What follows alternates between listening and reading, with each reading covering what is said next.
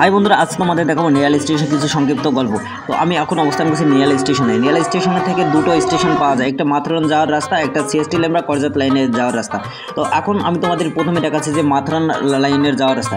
তো মাথুরানে যাওয়ার জন্য তোমাকে সকালে ভোরে ভোরে এসে যে মাথুরান থেকে টিকিট পাওয়া যায় স্টেশনে, টিকিট কাউন্টারে এসে তোমাকে টিকিট কালেক্ট করতে হবে। এরপর তোমাকে মাথুরান যাওয়ার জন্য যে এই সব ট্রেন দেখতে পাচ্ছ ছোটো ছোটো বগি, এতে করে তোমাকে মাথুরান পাহাড়ে নিয়ে যাবে।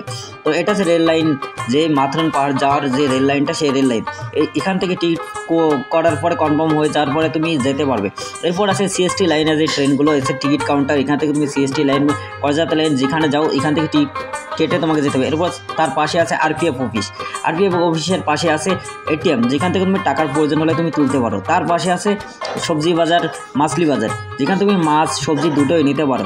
এখান থেকে খুব নাজদিক। এরপর আছে তোমাকে বিয়ার কাউন্টার বা মদের কাউন্টার, এখান থেকে তুমি মদ কাউন্টার বা বিয়ার কাউন্টার থেকে মদ নিতে পারো, যেটা স্টেশনের পাশেই অবস্থিত এবং এটা খুবই তোমাকে স্বল্প মূল্য